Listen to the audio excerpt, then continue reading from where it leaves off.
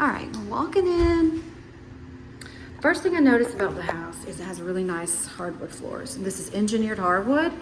It's the hand scraped hardwood style. And the ceiling is finished, so there's no popcorn. I do smell a heavy smell of like soot from the fireplace. So anytime I've got a buyer looking at a house with a fireplace, it's not a ventless gas unit, I always say, hey, you might want to get a chimney sweep. Just take a look at the firebox and just make sure it's clean, because fireplaces are actually the #1 cause of house fires. So I like to always stress that with buyers to make sure that's checked out if it's an older house and the firebox has been used a lot. So they've updated the kitchen on this house. So I think what may be a challenge here in the living room space is it's very long, but I'm not sure, how you would configure your furniture, and you may be getting new furniture with this move.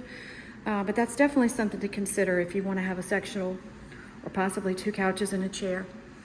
I would definitely give this area a good look.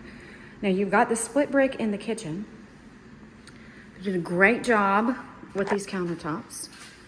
You do have an older stove here that's probably still working. It just aesthetically is not very pleasing. You've got a dishwasher.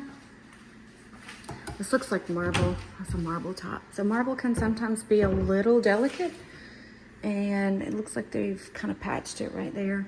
But you have a little bit of storage in the island, and you've got room for a small, like, tabletop here. So this is like a real challenge that I see. Getting a table setting in here that is large enough to be truly functional with your family could be really challenging. You do have the laundry room right off the kitchen, which is a great size. I mean, it's got the muck sink, you got a little storage over there.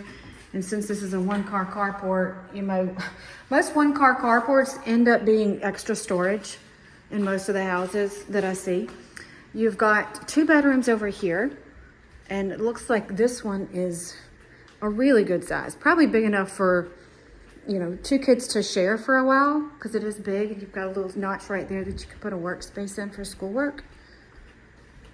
And the other bedroom here, good bit smaller, small little closet. It's kind of long and skinny too.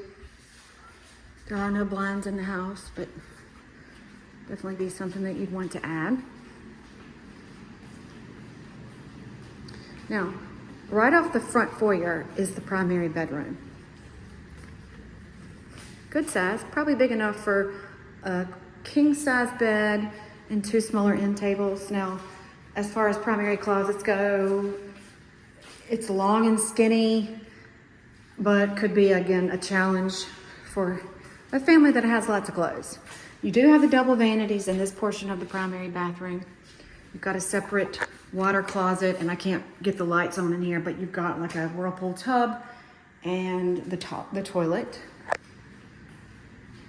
And across the living room are the 2 additional guest rooms.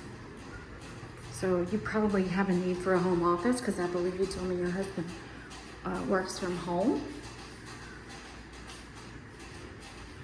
There's a squeaky squeaky fan in that bedroom. So you've got a nice wallpaper bathroom, no big deal.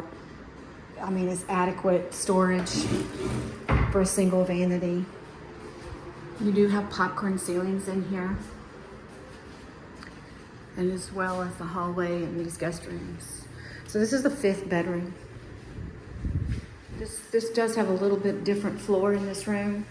It doesn't exactly match the hardwood that's in the rest of the house in this room and that guest room. I'm going to take you out on the back porch. And now I did notice some areas that I thought should have already been addressed by the seller.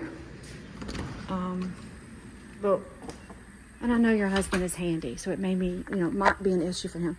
So this back screen porch, looks like there's been some water intrusion from the original roof and onto this addition. You can kind of see it's discolored there.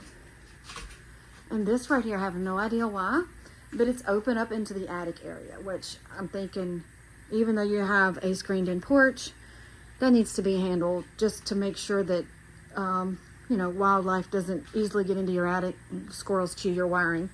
So this is the backyard. You are sloped, which we knew that was going to be the case. Looks like you have like a big drainage ditch behind the house. Very slopey yard. It has not been maintained, so it's pretty wily out here. It probably stays a little damp in the back because I see some elephant ears growing in the shade. So all in all, for the money, I think it's fair price, but there are some big things that I think are going to be challenging, not just for you as the homeowner, but on the resale. The lack of adequate, you know, breakfast or dining area in here is really something to think about.